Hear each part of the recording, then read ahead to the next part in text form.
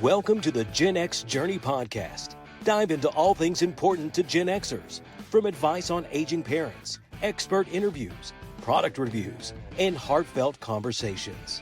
So put down the joystick, grab your Walkman, dust off your old yearbooks, and welcome to the Gen X Journey.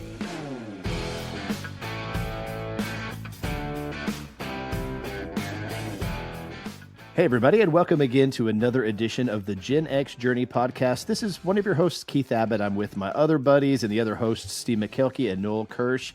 Here we are, boys, already knee-deep into 2025. Hope you all are doing great. Let's do it. Let's do it. And so I'm going to turn this over to Steve to tee up this episode. I think it's a fun segue from our Cliff Notes version where we went from paper learning to how we started using technology to do things as in today. And so that's kind of what Steve is going to turn over and talk about a little bit is that evolution. So go ahead, Steve. Absolutely. So it's amazing. You think back to your earliest memories as a kid, just the technology that you thought was amazing, you know, whether it was your speak and spell or as your first video game system, whatever it was, there was something that blew your mind technologically that said, wow, I can't believe that I have this, or I can't believe we can do this now. And really Gen X led the way in how we use technology, how technology became a part of our lives.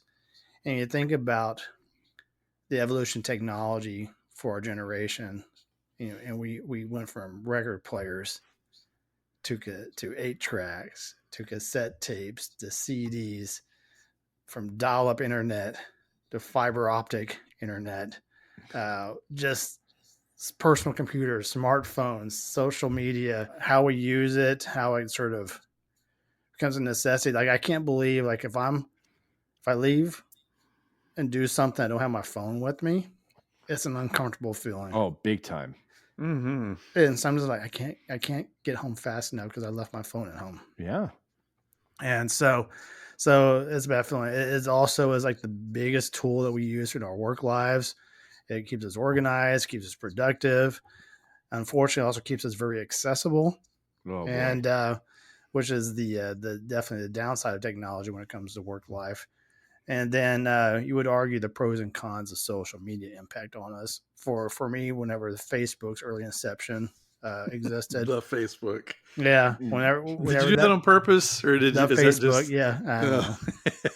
You know, Facebook was so awesome to me because I was finally able to find some people I hadn't seen since my college days or high school days and find some old faces and some old friends. And unfortunately, it became a powerful tool to advertise, to persuade thoughts and so forth, and unfortunately create division and give everybody a platform to share their opinions. But did you hear all the news about Zuckerberg making those changes today? Mm-hmm.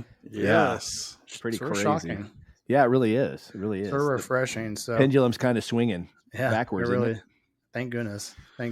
But anyway, but you know, who knows what the future of technology looks like for us? You know, we're seeing now the impact of artificial intelligence and ChatGPT and Grok or whatever you want to refer to on X, but it's becoming a bigger part of our lives. So with that said, we're going to really sort of dig into just how technology evolved in our generation. And Noel, Keith, which one of y'all wants to take it next? I'll tell you, I've got to do a tangent here since you brought up Grok. Okay, so you know you have this early access to Grok right now if you're an X user, and there was a thing in there that said, make an image of me, right? So I'm like, okay, I'll allow it. Let's see what happens. So I guess what it does, it kind of goes through some of your pictures and some of the things that you're really a fan of, right? It made me this super chubby-faced tech fan.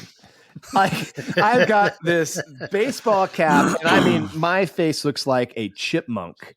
And I'm wearing a Texas Tech jersey, and I've got my hands up like I'm cheering with the foam finger with the stadium in the background. I'm like, and I look kind of like like my eyes look Chinese, right? And I'm like, how did he or Grok decide that this was, I mean, yeah, granted, my face is a little chipmunky and I do have kind of beady eyes, right? But it was just so funny because it's like it took the most extreme everything and put it into this picture. And so anyway, so maybe there's a time where I wish that we could just go back to speak and spell.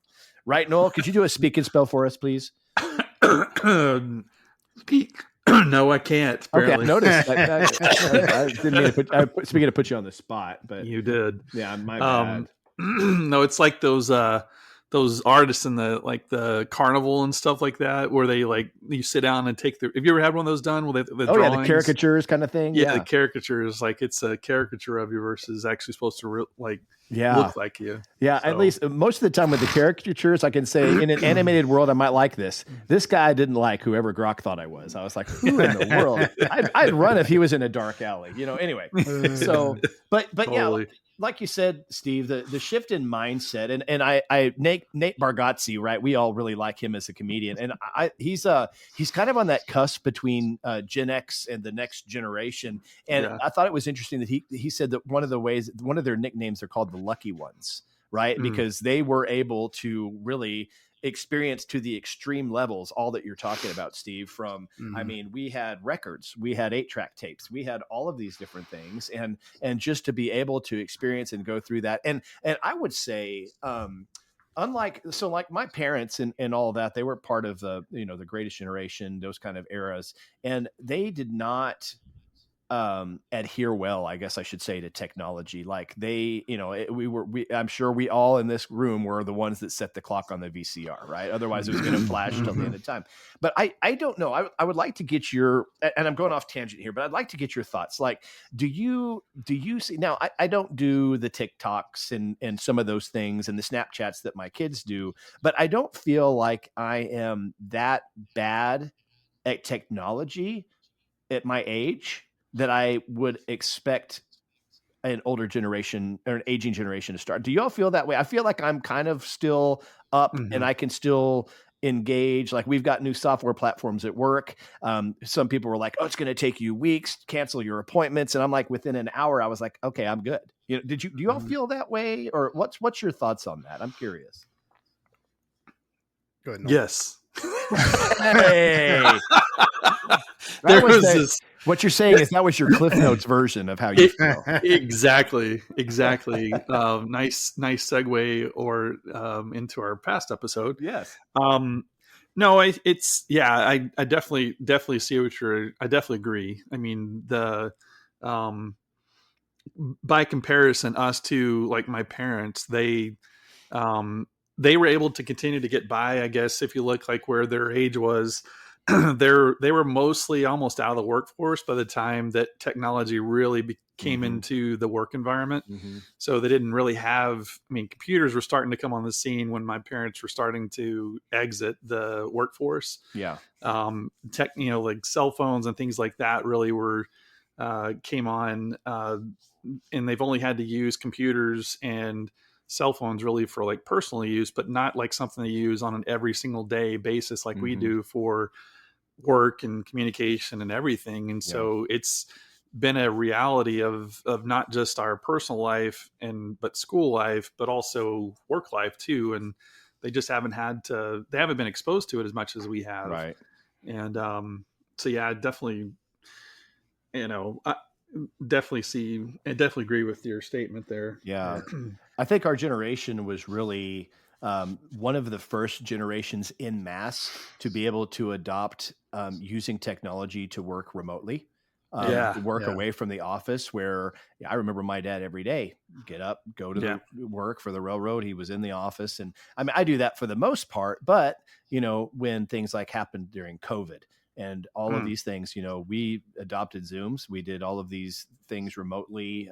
If like we have this snowpocalypse that's supposed to come up here soon, if I had to, I could probably work from home and do just fine. And probably the people on the other side wouldn't even know it, So I think that's something that the technology as a Gen Xer, we were really the oldest group probably to be able to comfortably adopt that.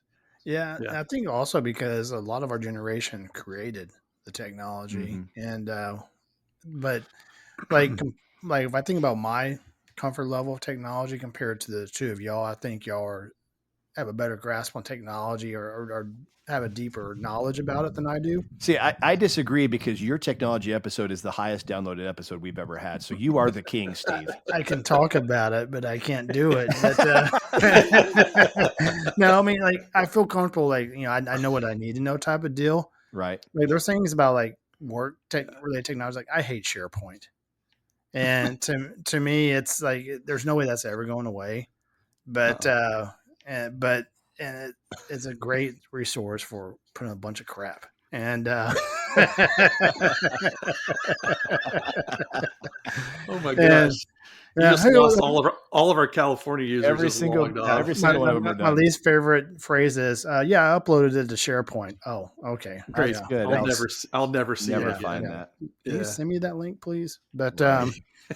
no, but like when I'm around my in-laws, I'm like a mastermind of technology that they just, they cannot believe how much I know. And hanging out with my nephews, I'm like, all right, all the stuff they can do just blows my mind. Yeah. And Oh yeah. I think that's so true. I think Gen X was I think we understand, or we've adopted technology because we understand the benefit that it brings to our lives. Like we've seen the benefit that mobile technology has brought to our lives, and we've seen even that technology evolve from its earlier versions to its present version. So, for example, the analog phones. One of the most annoying things about that was that anybody in your house could pick up the phone and hear your conversations. And, who amongst us didn't have a conversation with a girlfriend where you thought you were talking to your girlfriend, and then come to find out like your brother was listening in, and then he mocked you the rest of the evening. Yeah, that's happened. Or where you had to call your girlfriend's house and risk talking to one of her parents before you could actually talk to her. Mm-hmm. That's also pretty crappy. Now, with cell phones, you could call them directly just to them, or if you don't even want to do a call, you can just do a text. Right. And we had to suffer through the early versions of texting, which was punching to get a C, you had to push the number 1 3 times, and now we have so we saw it evolve from its earlier versions to its present versions, where now it's amazing. Like, it's taken leaps and bounds, but we've kind of walked through technology from its early inceptions to its present day, and we can see the evolution of it. So it's a pretty unique perspective, I think, that Gen X has got on technology in general. And it's a pro and a con too, because our generation was probably the first generation that we had to deal with the fact that we don't know who our children are talking to when they call and when they text.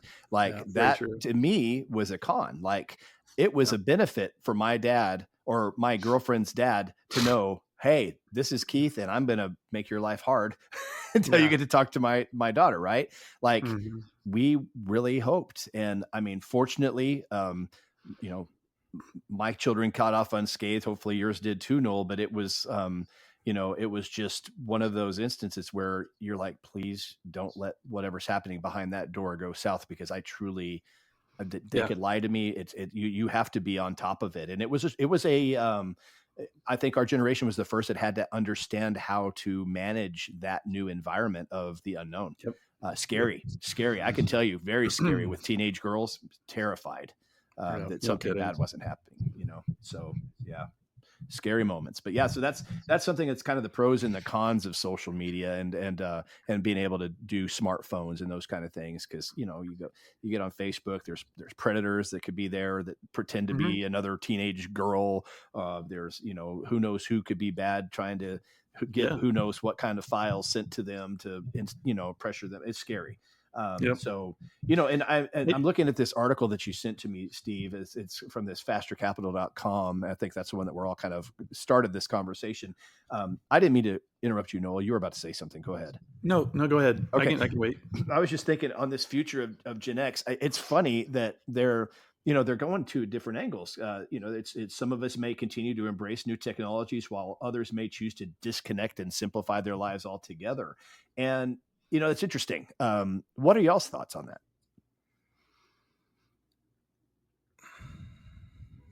Forming thoughts. Just the Cliff Notes version, fellas. It's okay. Yeah, it's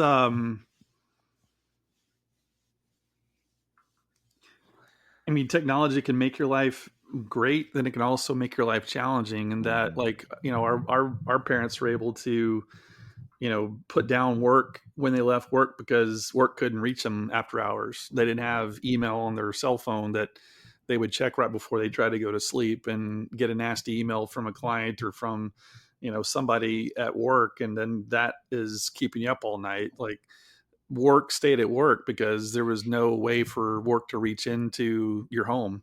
Right.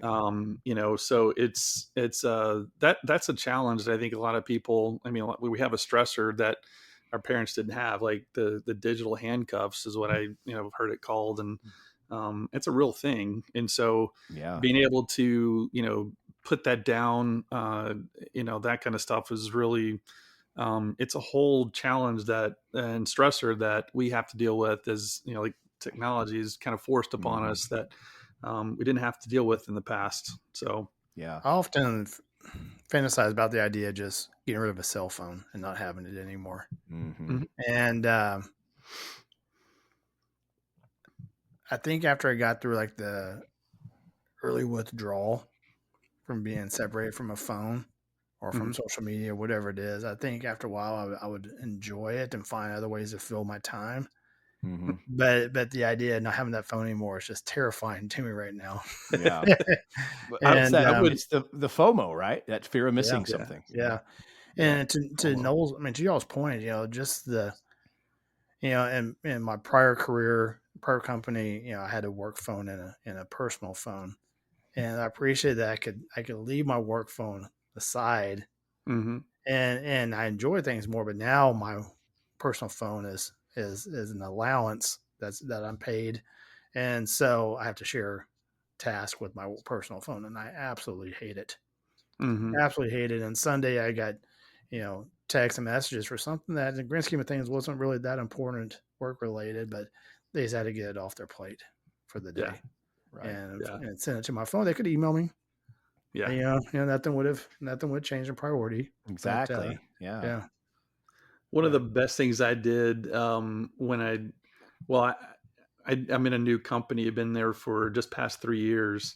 The first year I was there was using my personal cell phone for work and had a coworker that was frankly just abusive. Like just every time I got an email from him or a text or whatever, it was just, it really like upset me. And I went and for that reason, I got a work cell phone and put everything that's work on that.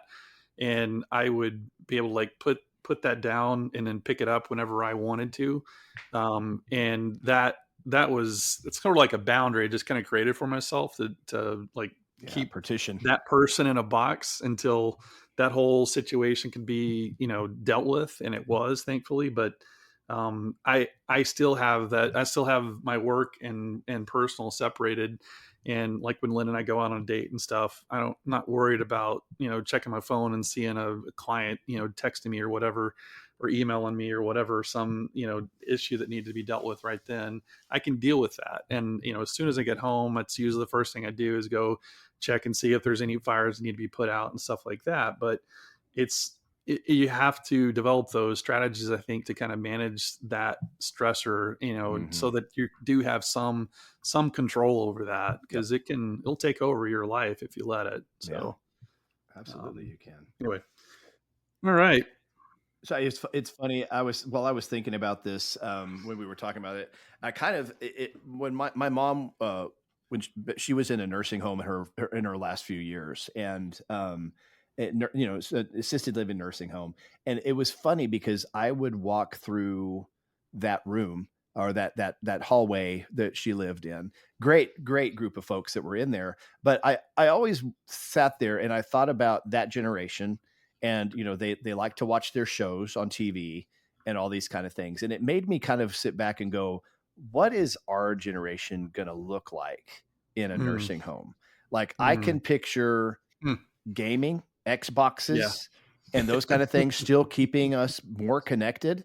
And absolutely. I think that's going to be a benefit that, um, Yeah. a lot of, and my mom included, um, they only had their phones to stay connected. And I think the ability to be connected, even in that age, you don't have that sad isolation that so many older folks have right now in a nursing home that don't have that access to all of these different technologies. So I think that's going to actually, maybe, I hope, make Mm, that environment a little bit more positive as we age. I hope. yeah. Yeah. Because I know I'll be sitting there probably playing Halo in Yeah. 2043,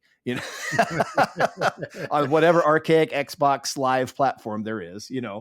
So yeah, but I Yeah. hope that I kind of vision, is that what we're going to look like? And then it worries me because I think of the younger people who don't want to do anything taking care of me, and that's terrifying. But other than Yeah. that, It's an interesting thought. It made me think of, y'all may have seen this video. It's, I believe it was a music therapist went into a assisted living center or retirement home. And there was a gentleman that he was very withdrawn, very to himself.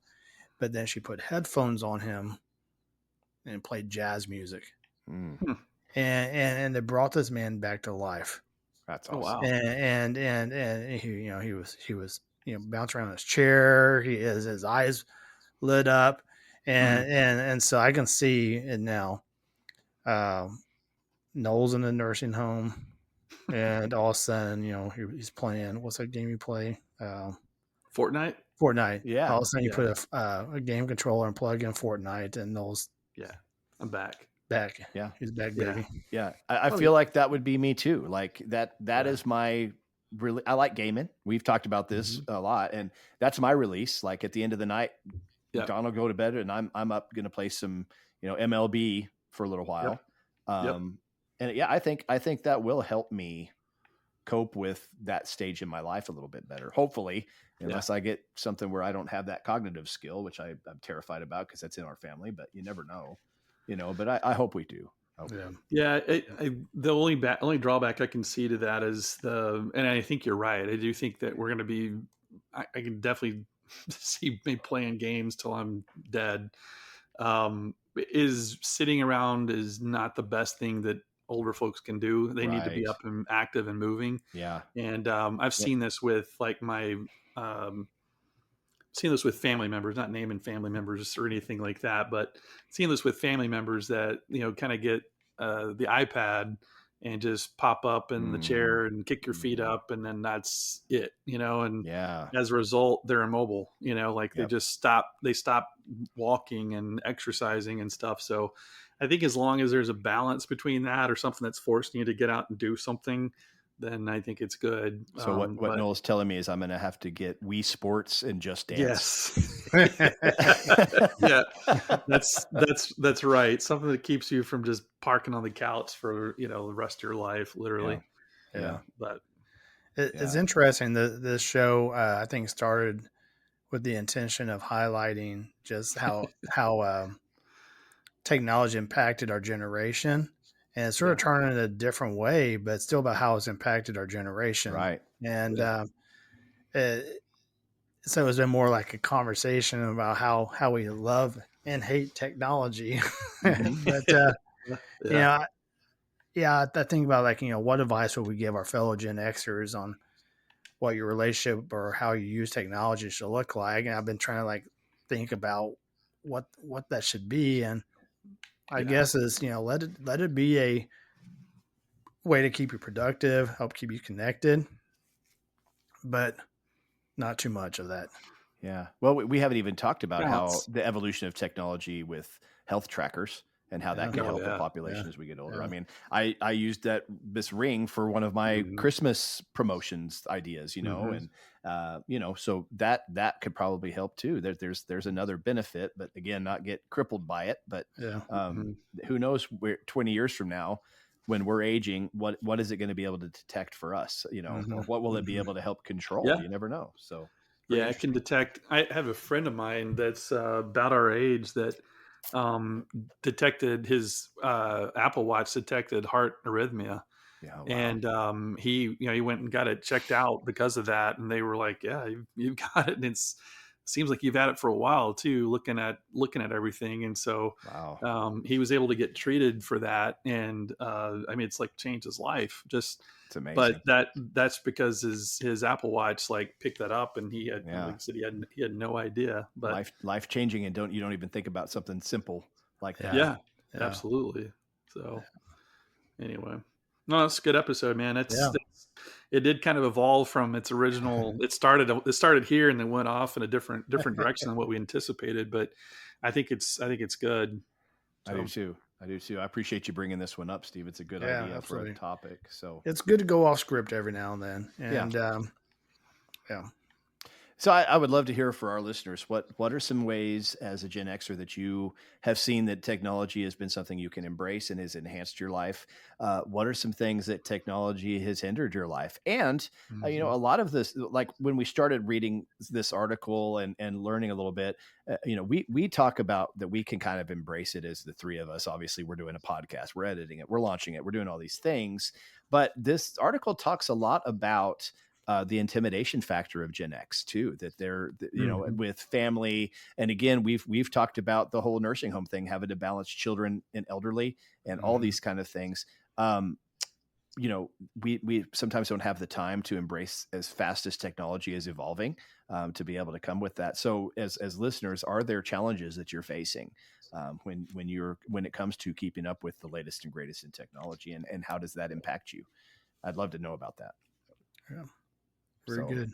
Great episode, man. I'll let Noel or one of you all wrap her up. Well, Cliff Notes version this time. I'll do the Cliff Notes. I'll do the Cliff Notes. Now we've referenced the Cliff Notes thing a few times, so we're trying to. If you haven't listened to our Cliff Notes episode, this is a third or fifth hit to do that. But I love how you even started Cliff Notes version. Like it's part of our lexicon, it's crazy. There you go. All right. Well, thanks everybody for tuning in. And Steve, Keith, thanks so much. Good Steve, talk. Great topic. And hope everybody enjoyed this episode. Thank you for downloading and subscribing and all that kind of stuff. It helps us. And hope everybody has a great day. Thanks. No, where that ended there. That was all right. It ended. Oh no. Wow. Okay. All right. Thanks, everybody. Peace out.